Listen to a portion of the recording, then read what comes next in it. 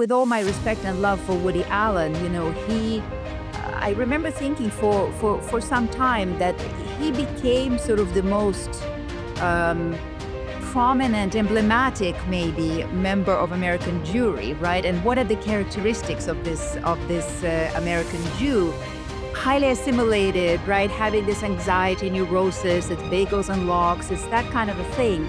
And also culturally, New York City Jew, and all of that has been undermined now, and all of it is gone. We need to start talking about a different, I think, far more, an archetype of a Jew who is far more grounded in what it really means to be Jewish. In the book, I say, my first chapter is Reclaim Your Zionism. So even as young people are being told, like expurgate Zionism from your life and then you will be accepted, I'm telling them that the correct step is to do the opposite. That's what the refuseniks did. That's what young activists today are doing. You have to be reclaiming everything that you're being told to get rid of, because it will never end. We see it already. The anti-Zionist Jews are being told it's already not enough for the anti-Israel movement that they have given up Zionism, that they have disconnected from Israel. They are already being told Judaism is the problem, right? So it's like slice by slice. They're being basically told you have to stop existing, essentially, as a Jew.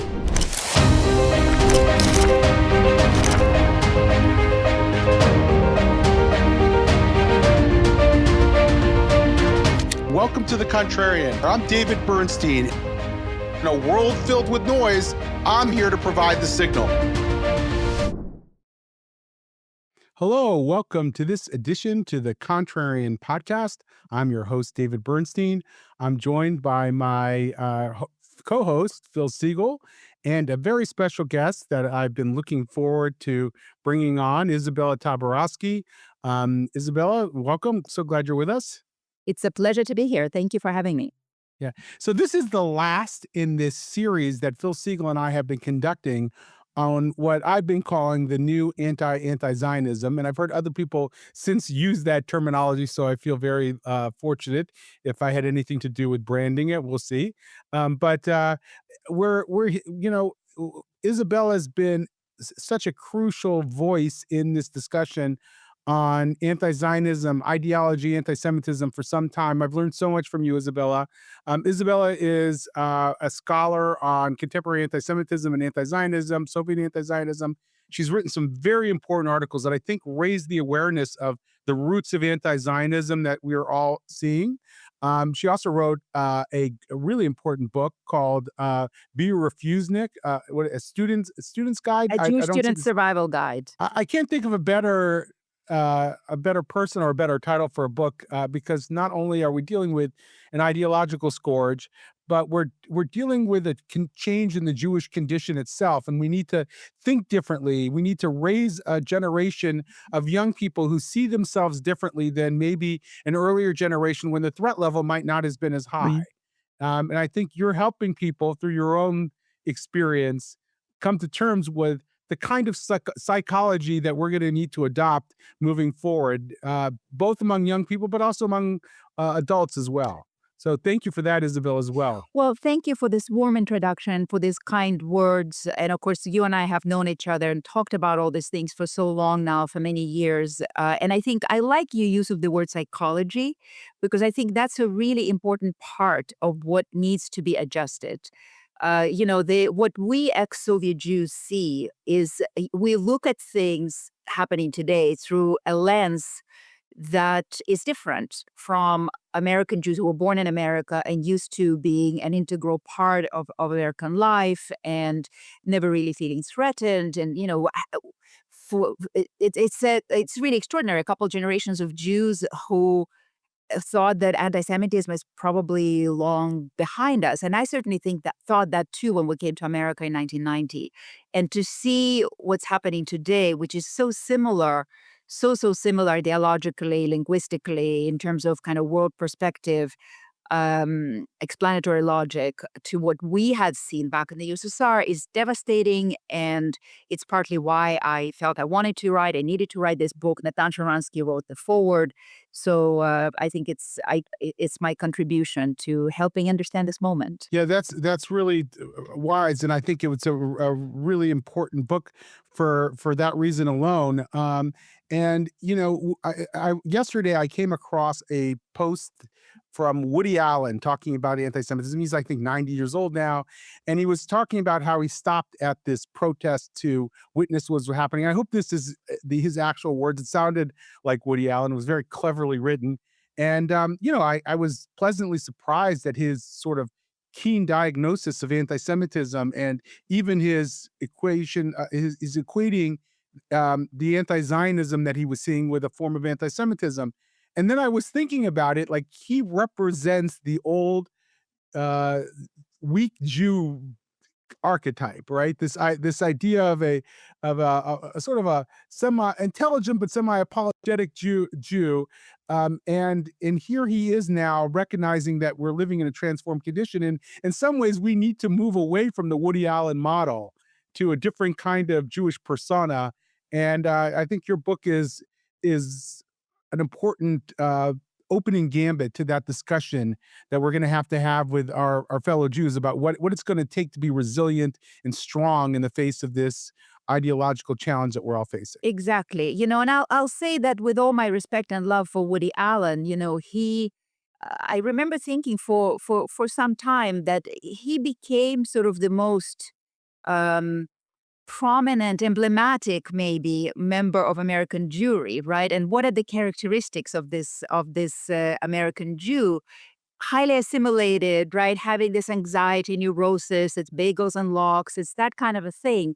And also culturally, New York City Jew, and all of that has been undermined now, and all of it is gone. That is gone. And I think um as you're completely right, that we need to start talking about a different, I think far more, an archetype of a Jew who is far more grounded in what it really means to be Jewish. And that's a big part of this. That's really what this book is about. Because in the book, I say my first chapter is reclaim your Zionism. So even as young people are being told, like expurgate Zionism from your life and then you will be accepted. I'm telling them that the correct step is to do the opposite. That's what the refuseniks did. That's what young activists today are doing. You have to be reclaiming everything that you're being told to get rid of, because it will never end. We see it already. The anti-Zionist Jews are being told it's already not enough for the anti-Israel movement that they have given up Zionism, that they have disconnected from Israel. They are already being told Judaism is the problem, right? So it's like slice by slice, they're being basically told they have to stop existing, essentially, as a Jew. So I was just going to say that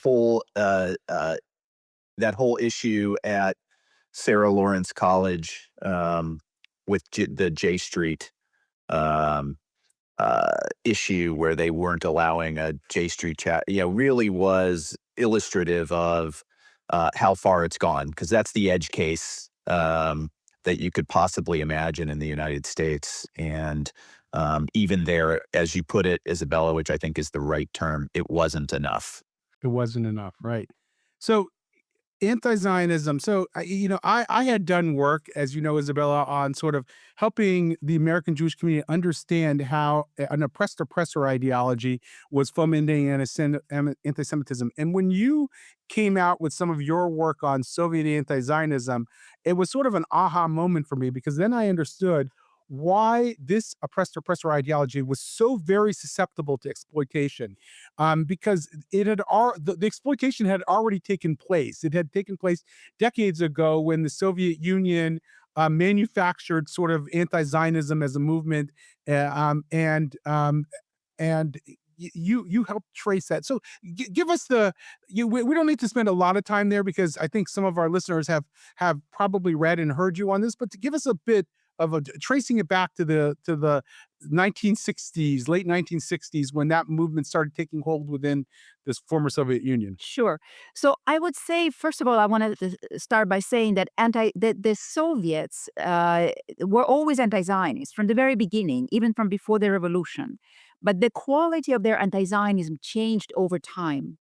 And whereas early on it was kind of grounded loosely in Marxist theory, and driven by political needs of the revolution, later on, understanding it acquires these conspiracist qualities, where all of a sudden the Zionist begins to be depicted in the same way that a Jew used to be depicted, as standing kind of at the heart of a conspiracy to subvert the non-Jewish societies, to permeate them and to undermine them and to ultimately control them. So, what's interesting about it is that the Soviet society wasn't supposed to be anti-Semitic. It actually prohibited the protocols of the Elders of Zion, but and that kind of anti-Semitic propaganda. But in the late 60s, it starts to it gets revived, let's put it that way, and they start to circulate throughout the Soviet society, particularly in the party elites, in the Komsomol elites. And then when Israel wins in the Six-Day War, there is a major turning point where the Soviets, they've invested, the Arab states are their closest allies, vassal states that they arm, finance, support, train, etc. And it comes to them as a big shock that Israel wins.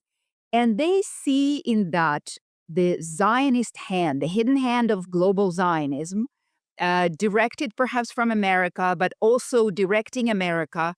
And they essentially, connect the dots in that traditional conspirological kind of way, conspiratorial way, that again, taking the old conspiracy theory about Jews, they start talking about Zionists. So Zionists control the media and politics. Zionists control the White House. Zionists drag America into war. And America directs Israel is the vanguard of America's wars. All of the tropes that we hear today, and the equation of Zionism with all the greatest evils in the world, such as racism, Nazism, fascism, colonialism, apartheid, genocide, imperialism, racism, I think I already said it, that's all already there, starting from the late 60s onward, being pushed out to the global left and to the third world. And what we see is that already by the early 70s, this language takes over the global left. It's already adopted and absorbed by the global left. And from then on, it just gets worse and worse and worse until the USSR falls apart, and a whole lot of Western left-wing activists went through were part of that ecosystem that the Soviets formed, not exclusively around anti-Zionism, but around anti-Western, anti-imperialist, kind of anti-colonialist. They tried to shape all these different forces in the world that can be shaped into something anti-Western. So national liberation movements, and they give each of them what they want. So, they speak to African movements in terms that Zionism is racist and imperialism is racist, and therefore they're your enemies.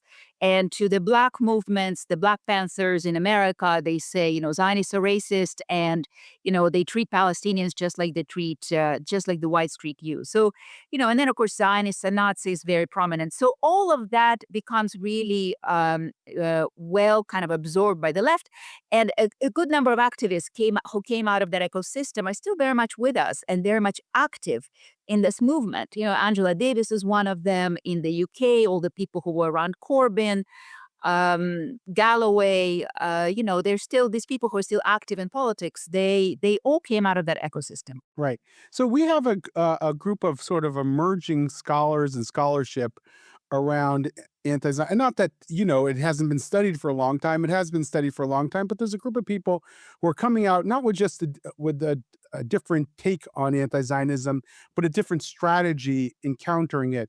And they're arguing that anti-Zionism is in a way, it's a distinct phenomenon from anti-Semitism. It's I think, and all of them would say it's related and emerges from it, but we should treat it distinctly because the idea of opposing a state's right to exist should be viewed as horrific in and of itself.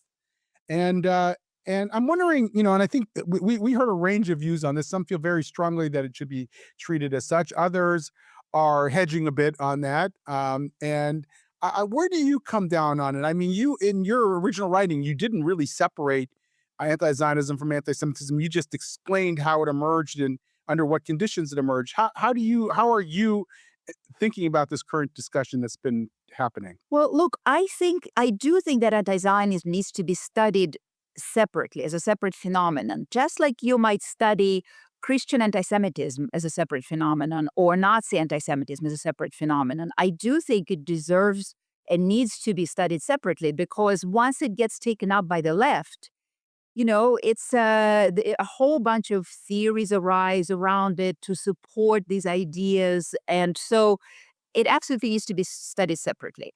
Is it separate from anti-Semitism? I disagree with that. I do. I think that, and there is sort of an academic aspect to it, and then there is a practical aspect to it. So the academic aspect of it is that when I look, through my own work, what I show is that anti-Zionism arises um, is a function essentially, there is an ideological need for it. That's why it arises.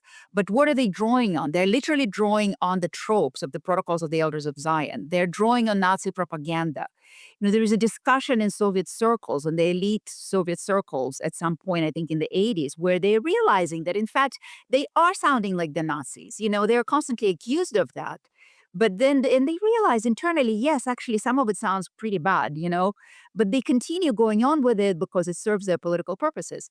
So for me, when I look at this, theoretically, it doesn't make sense that it's something completely different. The tropes are the same. You're talking about Zionists instead of Jews, but the tropes are the same, which is, by the way, why the right can take on this language and repurpose it for its own agendas.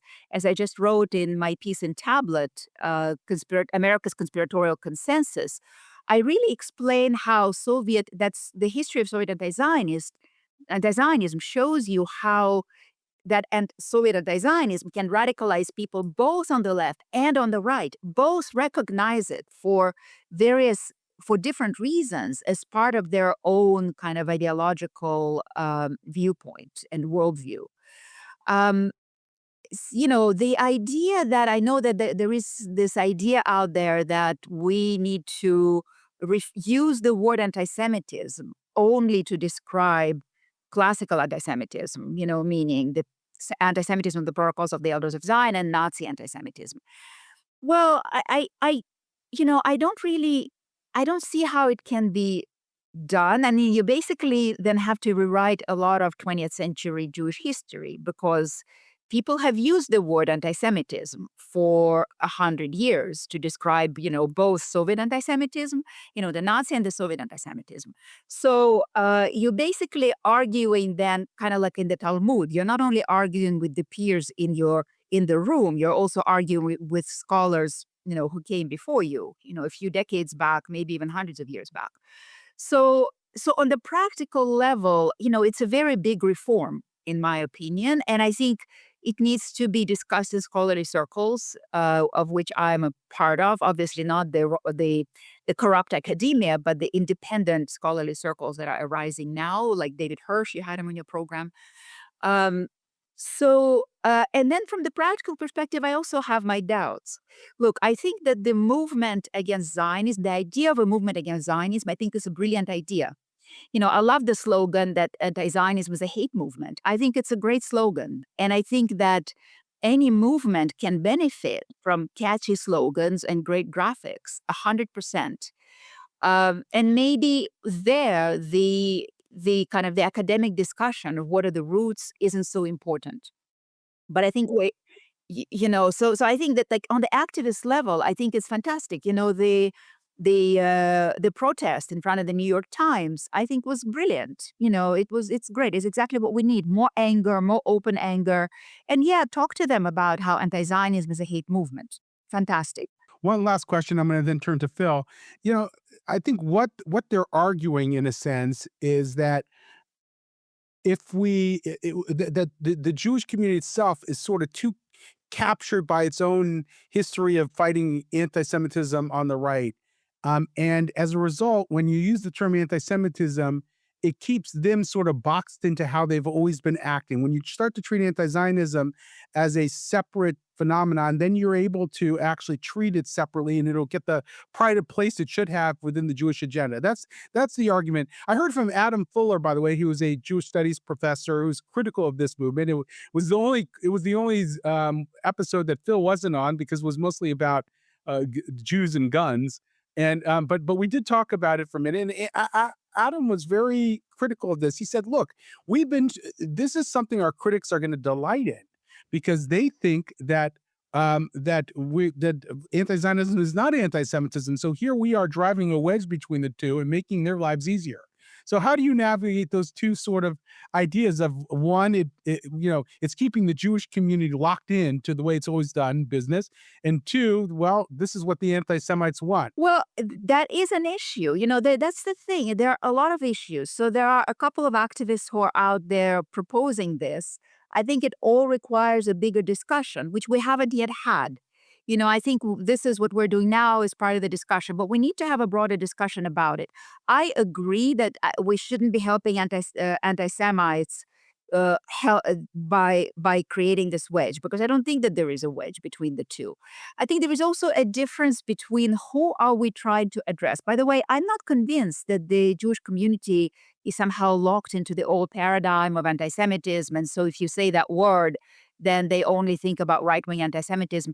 I think it's much easier, to be honest with you, to transition them to focusing more on left-wing anti-Semitism, which is a term that has been used for a long time. Anti-Zionism is left-wing anti-Semitism. That's what it is. And we have been discussing it for many years, right? You and I, we all have been in discussions about it. Natasha Ronsky, I remember him always talking about how anti-Semitism needs to be addressed from within the specific ecosystem it's in. If you're part of the left, then talk about left-wing anti-Semitism. If you're part of the right, talk about right-wing anti-Semitism, to address it where you are.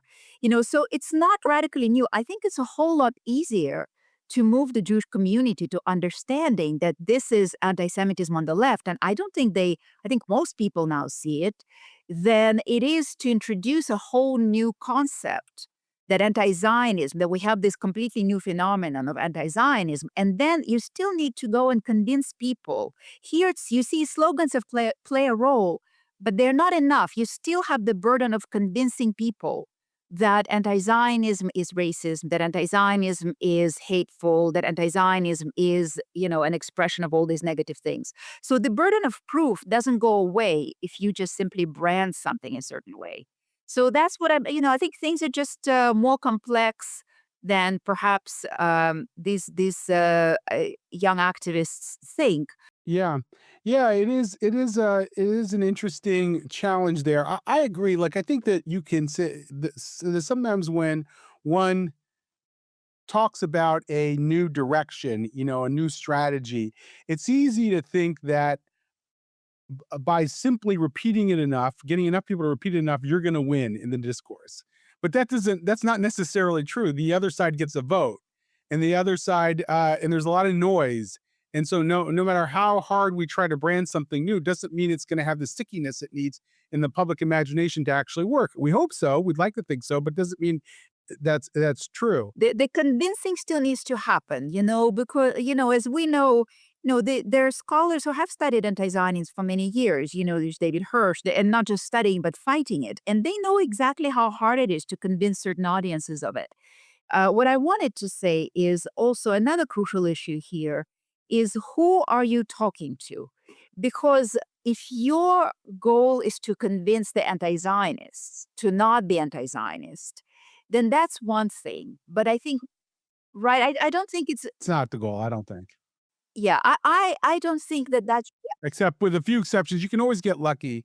Some racists have been engaged in a way that makes, and they're no longer racist, but it's not a scalable strategy. I agree. It's, because we're talking to people who are fairly radicalized, and people who are, they don't even want to engage as a matter of their policy. So I don't think that should be our priority. And when I think about, I think a lot about audiences that we don't engage enough. I think a lot about audiences who are not even necessarily Jewish audiences, our allies, our Christian allies.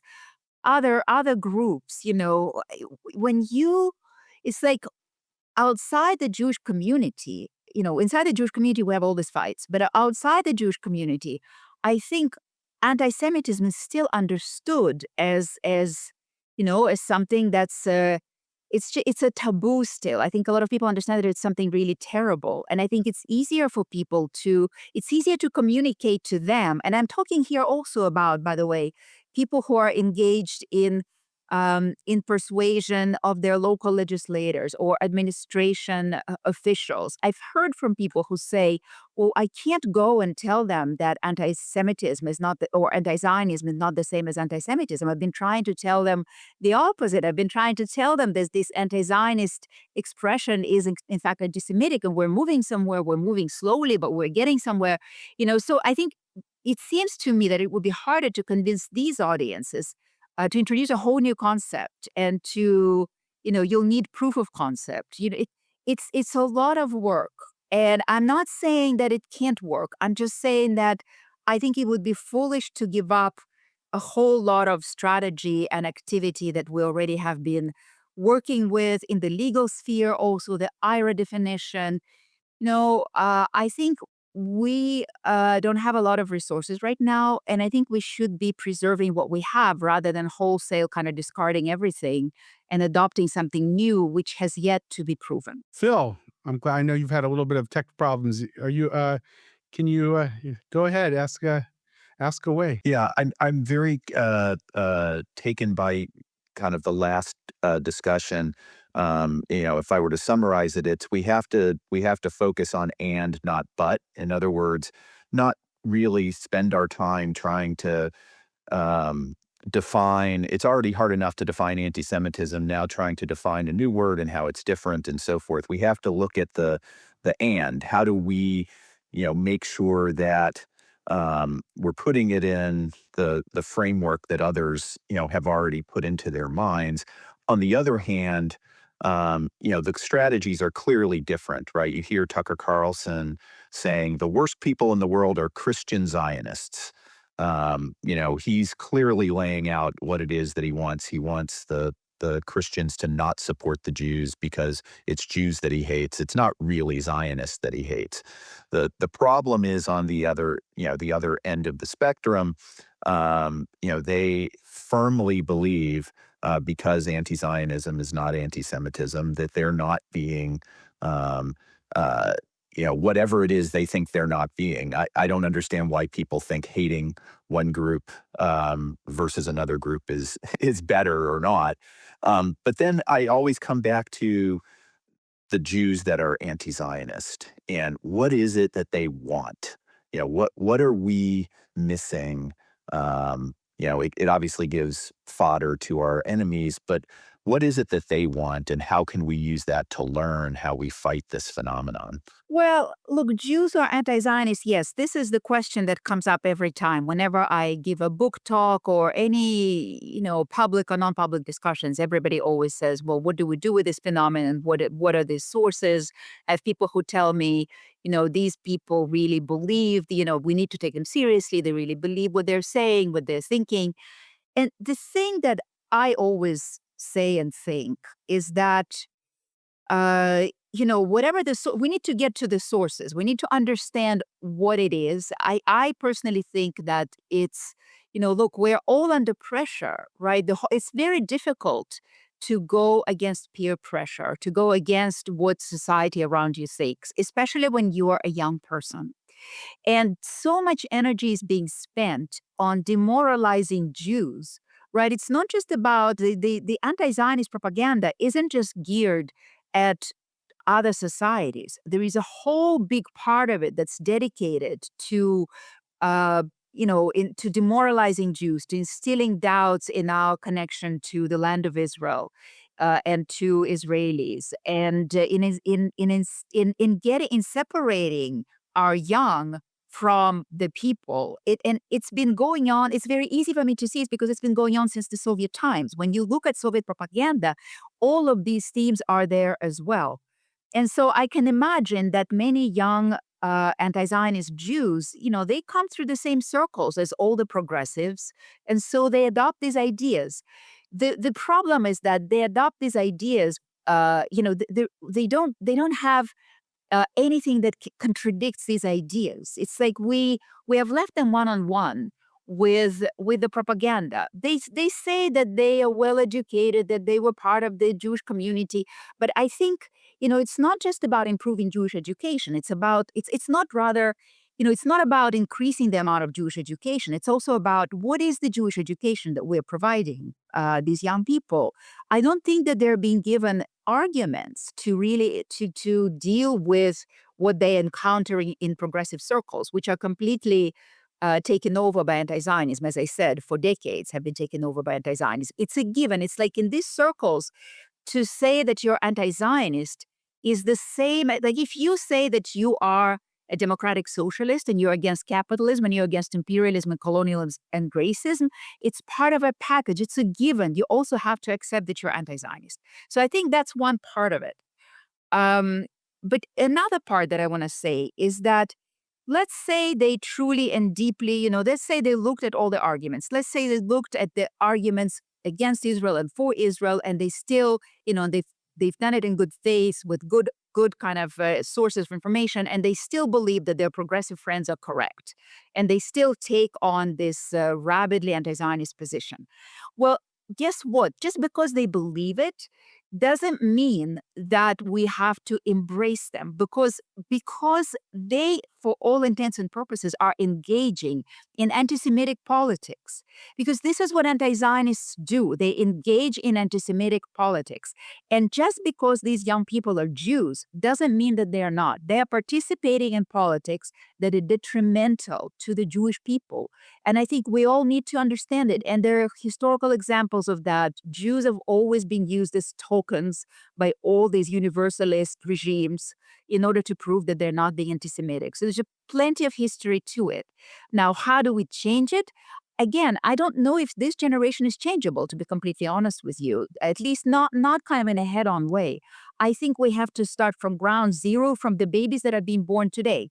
It's a generational project. We have to start thinking, how do we educate the next generation? And there are no quick solutions. We arrived at this point over several generations. It will take at least one generation to change this.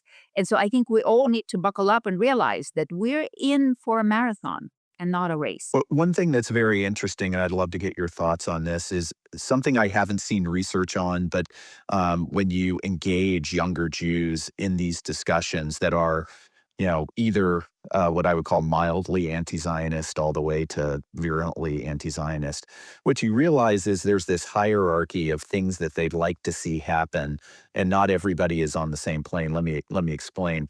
You can talk to some young Jews and say, well, if Israel's next elections, they bring in a more moderate government, how will you feel about Israel? Oh, I will feel a lot better about Israel. I will support Israel. Then, you might have, a few people say that. And then you talk to some other, but, for some other young people, that's not enough. Okay, well, what about a two-state solution where the Palestinians have their own a country, and okay, yeah, that would get me over the hump. And you can kind of go through this long hierarchy, and you realize that not all of our anti-Zionist young Jews actually think. They don't understand the definition of Zionism or a definition of Zionism.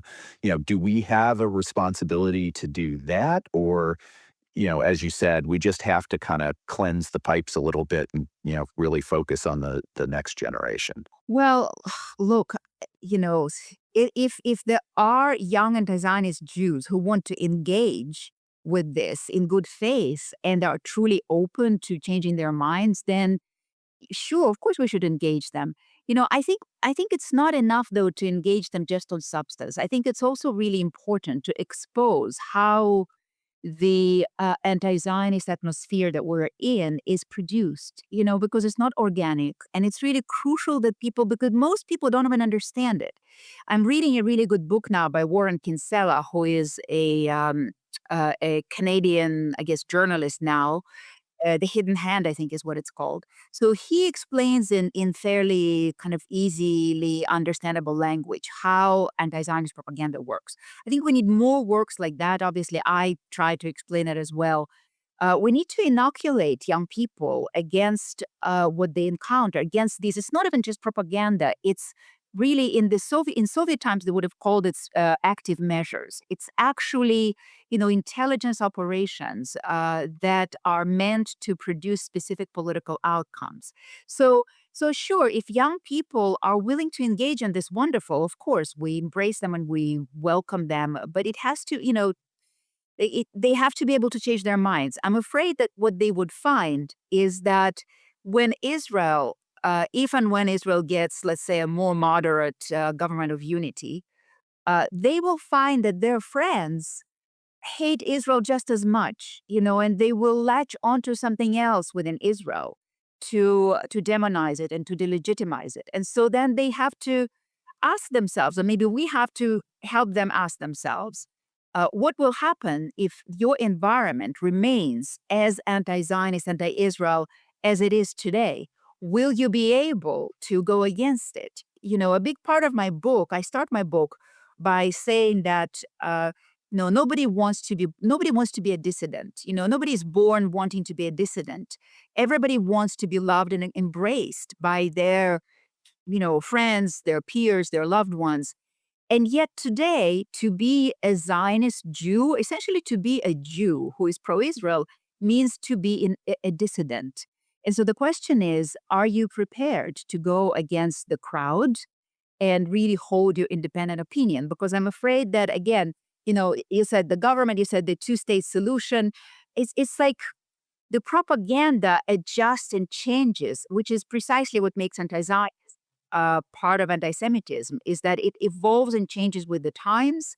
It adjusts to what the society, to reflect the society's biggest fears and concerns, and then manipulated and used by bad faith actors. And so, today it's genocide. Tomorrow it may become something else. We already know today we have Epstein class, we have Israel controlling American government, the White House. These are all sort of the latest evolutions. And then it will be back to genocide and apartheid and something else. So it's a constant movement which never stops. Right. With its goal being the original goal, which is essentially the wiping out of Israel and the extermination of the Jewish people. And until that happens, there's always going to be a next propaganda activity. Yeah, David, I want to jump in with one more point I want to make. And that is that, sometimes when I have these conversations at events, I have a feeling that people are hoping for like one overarching solution to this problem. And I think Silver bullet. silver bullet, exactly. And I don't think there will be one solution. I think there will be many solutions. And I think we will see the emergence of different organizations and individuals, just as we're seeing already today, right, with the emergence of this anti-Zionist movement. There will be many organizations, many individuals coming in with their ideas, offering solutions for the segment that they can affect the most. And so, for example, it's become very popular to complain about, well, where's the ADL? Where's AJC? What are they doing? Why have they abandoned us? Or why, or not abandoned, but they have been, ineffective. Fine, we can criticize them. But some of it also assumes that it's their responsibility. It's this consumer attitude to Judaism. I've heard it's an idea that's out there. I'm sorry, I don't know who to quote on this, but the idea that, as American Jews, we have kind of taken on this idea to Judaism and Jewish communal life as if it's something that, somebody's supposed to perform for us. So the rabbis are supposed to entertain us in synagogues. These organizations, we have hired them to do the work of fighting anti-Semitism for us. And we can just relax and be consumers of all of it. And I think that that's a model that we need to forget about. It's not how it's going to work. We're going to have to fight this wherever we are, in whatever way we can. And if we can't lead a movement, or if we can't be writing op-eds, or if we can't be leading groups, then I would argue that your job is to just fight this fight internally, inside yourself, so that you don't allow all of this to affect you and your perception of who you are as a Jew. So the anti-Zionist movement, I think, is great. I don't think that it answers all of the questions everywhere where we are fighting this fight, and I think that there are many answers that are emerging and will continue to emerge. You're right. I mean, I would argue for one that it's not enough. In other words, um, even if you can convince a lot of people that anti-Zionism it's a hate movement, you still have the underlying ideological foundation of the oppressed oppressor ideology, post-colonialism, and everything else. That will continue to feed on anti-Zionist tropes. So you have to almost go to the root at some point. Not everybody equally. Of course, we do have to have a diversified portfolio. That's why groups like mine exist, so that we can fight the larger ideological battle, knowing that if there's ideological extremism, let's say in K through 12 education, we're going to have to fight that. But I understand at the same time that somebody else might fight it at a different level of abstraction, might fight it at an anti-Zionism level, might fight it at the hostility toward the Jewish community level, and that those aren't mutually exclusive. Unfortunately, though, I wish there was more of a mix, a better allocation of resources to reflect the challenges of the day. In other words, my critique is not that some organizations don't fight it the way we fight it, but that we're not groups that are fighting in the way we are, the long-term slog that needs to be taken up aren't getting their fair share of resources at this point. So This is the op-ed that I'm working on right now. I am going to fight against this concept that we have too many people, too many organizations working on anti-Semitism. No, we do not. We don't have enough. They're just not focused or resourced enough. And instead we view, as Izabella said, it's like one big thing with a silver bullet that's going to put it down. But that's not really the case. It's a multi-front phenomenon with no silver bullets.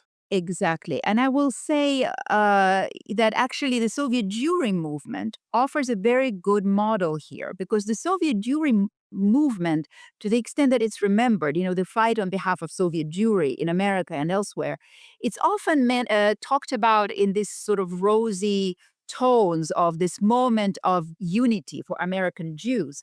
Well, Natasha Ronsky always laughs at it. He says it's a very particular Jewish unity when we were, all these organizations were arguing with each other all the time. And the truth is that the Soviet Jewry movement began as a grassroots movement. By the way, it was a student movement that started on the Columbia campus.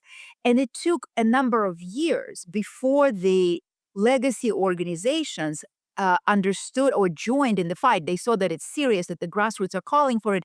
And then they came in and they brought their organizational and financial and political muscle into it. And that's when it became, the movement that represented the entirety of the American Jewish community. But even there were a lot of fights along the way. So I think that's also important to understand.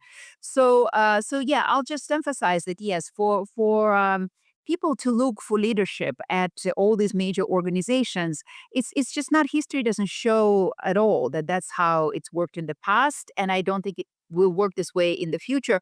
But I do agree, Phil, with what you're saying, and what you, David, are saying is that we need to find a way to channel some of that of the money that they sit on more effectively to faster, quicker, non-bureaucratic, effective groups. I think that's really crucial in this moment. It can be frustrating, when I encounter a major donor, they have no loyalty to me in the way a donor might have to a major legacy organization, right? Their family was involved, and so they give out of a sense of loyalty. It's their representation. When I encounter sort of a private equity style donor like Phil, that private equity donor wants to know how I'm going to not only what my very precise theory of changes of how I'm going to get change, but how I'm going to scale that through the system. I have to be able to explain to them how I'm going to solve their problem. And so it's challenging. And the marketplace hasn't adjusted for the fact that we need sort of a kind of entrepreneurial approach to this phenomenon, and that we're going to have to try a lot of things, fail along the way, then start doing more of what works, and to give us the space to do that without saying, did you deliver all the results today? Um, and that will allow the groups like ours to build up the case and maybe even move the legacy organizations along at some point. It might take a while. That might be a generational fight in and of itself. But we have to be able to do that work. This has been really helpful, and you bring a unique lens and a unique perspective, and I think you've been a really important voice in helping us understand the connection between anti-Semitism, um, post-colonial ideology, oppressed oppressor, and anti-Zionism. And I really appreciate that, Izabella. It's just been wonderful to know you and to hear your ideas over the last several years, especially. Thank you so much, and it's mutual, and we're obviously going to continue this conversation. This problem, unfortunately, is not going away anytime soon.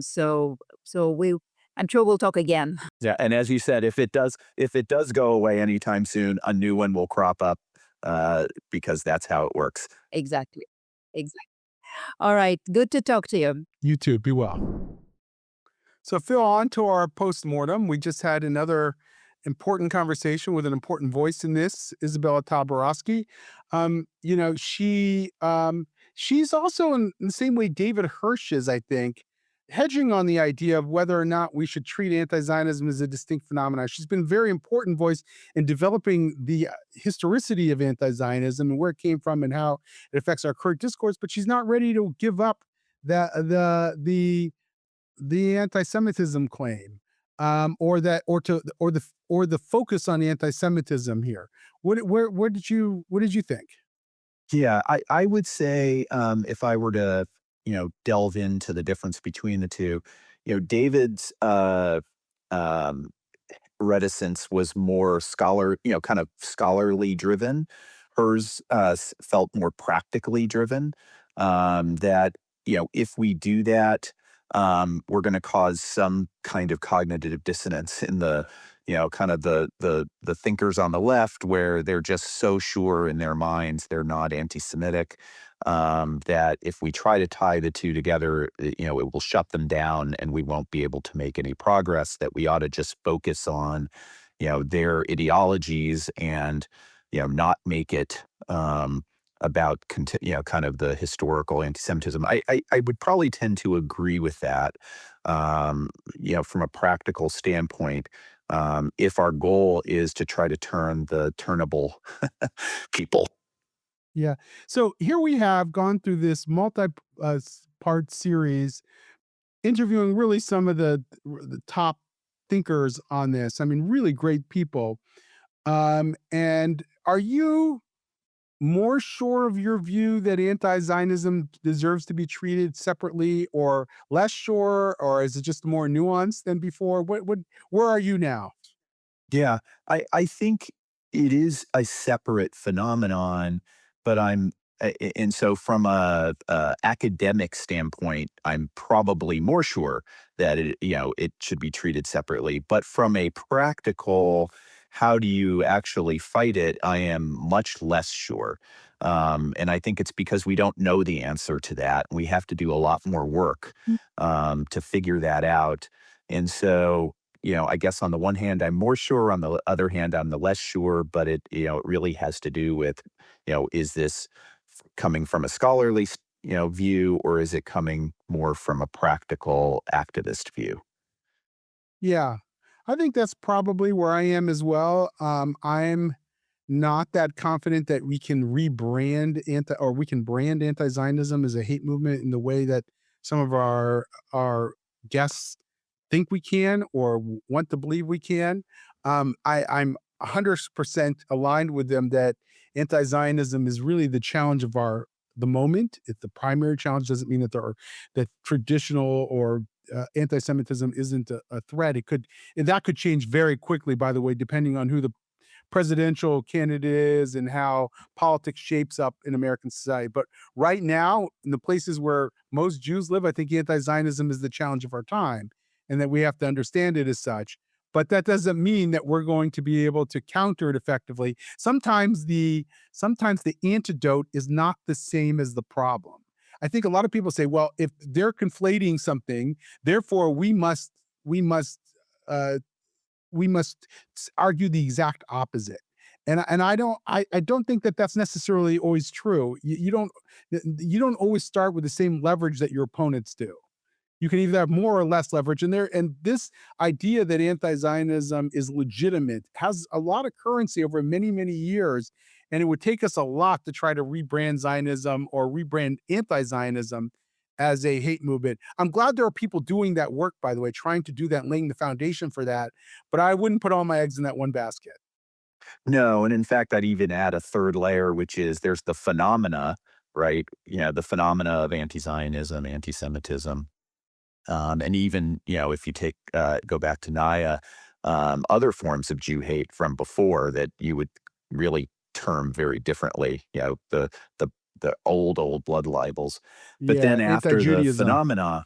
yeah, after the phenomenon, there's then the problem. What is the problem set that we're trying to solve, and then there's the solutions. And so if we just, we have to be flexible and say, well, maybe anti-Zionism is, is different than anti-Semitism on the phenomena side, and we need to study that to understand it. But we have to be agile and smart about how we fight it. And I just keep coming back to: do we want to? We already fight about the definition of anti-Semitism. Do we want to fight about the definition of anti-Zionism, and then also fight about comparing the two? And then all of a sudden we're just twisted up, and we're not fighting anything.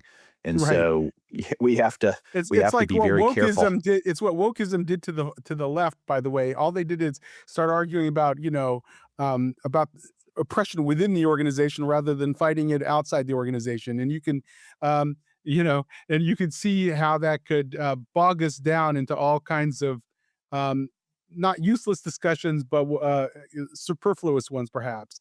And yeah, I think I think there are some dangers there, and we think it through. Well, just for our listeners here, I think what Phil and I are going to do is we're gonna take a look at the transcripts, which we have of all the discussions. We're going to summarize them. We're gonna probably write some kind of paper that really summarizes the conversation around the new anti-Zionism, and then maybe make some recommendations. I don't know exactly where we're going to end up here, but I'm sure I think we have the benefit of these in-depth conversations with people and have a sense of what the field looks like or could look like, and can offer something up that's useful and unique after going through this very in-depth process with you all, our listeners. And practical.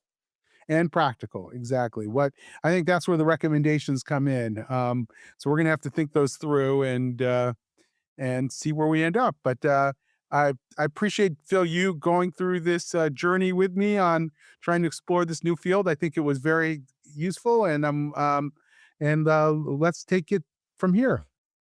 All right. Well, thank you for inviting me on the journey. I really appreciate it and enjoyed it.